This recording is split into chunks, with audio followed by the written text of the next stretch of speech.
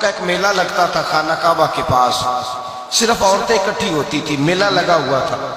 ایک تورات جاننے والا یہودی عالم بھی آیا ہوا تھا۔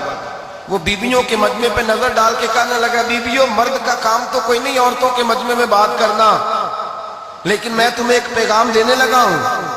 اللہ کے آخری رسول جو مکے میں پیدا ہونے والے ہیں، ان کے آنے کا وقت قریب آ گیا ہے۔ وہ بیوی بڑی خوش نصیب ہوگی جنہیں ان کی رفاقت ملے گی۔ عورتوں نے جب دیکھا کہ مرد آ گیا عورتوں کے میلے میں تو انہوں نے ڈانٹا، جھڑکا، کہا چل اٹھا اپنی کتابیں اور نکل جا۔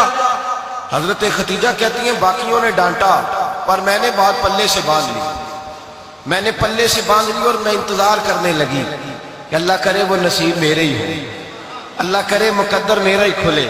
آپ فرماتی میں تسبیح پڑھتی، درود پڑھتی، میں اس زمانے میں جو اللہ کا ذکر جس طرح ہوتا تھا وہ میں شروع کرتی، اور جب فارغ ہوتی تو میں التجا کرتی کہ اللہ میرے نصیبے کھول دے۔ کہتی ہیں آہستہ آہستہ آہستہ آہستہ میں حضور کی تعریف سننے لگی، آہستہ آہستہ تعریف سننے لگی۔ نبی پاک صادق ہیں، امین ہیں، سچے ہیں، دیانتدار ہیں، اس برے اور میلے معاشرے میں بھی وہ سب سے اعلیٰ بھی ہیں اور سب سے اجلے بھی ہیں، وہ سب سے پاکیزہ ہیں۔ میں سننے لگی تعارف، آہستہ آہستہ میں ان کی گرویدہ ہونے لگی۔ ادھر نبی پاک صلی اللہ علیہ وسلم اپنے چچا جناب ابو طالب کے پاس رہتے تھے، قحط آ گیا، حالات بگڑ گئے۔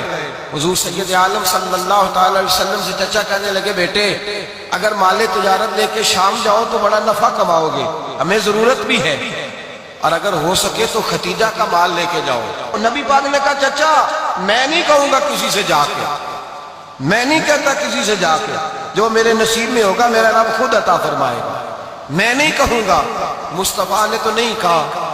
حضرت خدیجہ رضی اللہ تعالیٰ عنہ کہتی ہے میں نے خود اپنی خادمہ کو بھیجا، میں نے کہا جا کے پوچھو تو صحیح کہ میرا مال قبول ہوتا بھی ہے کہ نہیں، پوچھو۔ نبی پاک صلی اللہ علیہ وسلم سے پوچھا، حضرت خدیجہ کی خواہش ہے کہ آپ مال لے کے جائیں، حضور نے قبول کر لیا۔ جناب خدیجہ الکبریٰ رضی اللہ تعالیٰ عنہ کے غلام تھے، میسرہ ان کا نام تھا۔ جناب خدیجہ نے ان کو ساتھ بھیجا، فرمایا تین باتیں ارشاد فرمائی۔ ایک تو فرمایا سارا رستہ غور سے دیکھنا میرے نبی کے ساتھ کیا معاملات درپیش ہوتے ہیں، ابھی اعلان نبوت نہیں کیا، فرمایا ذرا غور کرنا، میرے مصطفیٰ کا مطالعہ کرنا اور مجھے واپس آ کے سبق سنانا، وہ جو تم نے چہرہ بددعا کی تلاوت کی ہو ذرا مجھے واپس آ کے سنانا۔ جنہاں نے دل پر جانی ڈٹھا ہو اکھیاں ہی تک لیاں، تو ملے ہوں تے ساجن ملیا ہوں ناساں لگ پئیاں، ذرا جا کے نا تلاوت کرنا اور مجھے دکھ۔ اور دوسرا فرمایا تم میرے غلام ہو تو مصطفیٰ کے بھی غلام بن کے رہنا، میں سنتی ہوں کہ کردار کے، افکار کے، نظریات کی عظمت کے بلند و بالا، وہ جیسے کہیں ویسے کرنا۔ اور تیسری حضرت خدیجہ نے نصیحت فرمائی، فرمایا محمد ابن عبداللہ صلی اللہ علیہ وسلم کی رائے سے اختلاف نہ کرنا، یہ چلتے ہوئے معاہدہ کیا، جو وہ کہہ دے سو کر جانا۔ غلام کہتے ہیں میں ساتھ گیا، باتیں میں نے سن لی، لیکن جب سفر شروع ہوا نا ابھی چند منزلیں طے ہوئی تھی، میں نے کہا خدیجہ آپ نے کیا نصیحت کرنی تھی، ان کے ساتھ جو رہے گا وہ ان کا غلام ہی بن جائے گا، ان کے ساتھ جو رہے گا تو اجے میرا محبوب نہیں ڈٹھا جن ویکھ کے چند شرماوے، جے رکھے ہاتھ پھلا وچ ہاتھ نال پھلا رل جاوے، یہ ادھی راتی چند چڑھ جاندے جدوں جلوہ فرماوے۔ مایا جو بھی ساتھ رہتا غلام ہو جاتا۔ میسرہ کہتے میں گیا، تجارت شروع ہوئی، کہتے ہیں نبی پاک صلی اللہ علیہ وسلم جب منڈی میں پہنچے تو لوگ قسمیں اٹھا اٹھا کے مال بیچ رہے تھے۔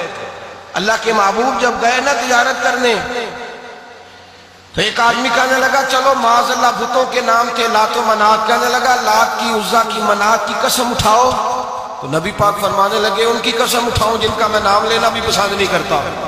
ابھی اعلان نبوت نہیں کیا، اور فرمایا ویسے بھی میں قسم دے کے مال نہیں بیچتا، خریدنا ہے تو خریدو، نہیں خریدنا تو نہ خریدو۔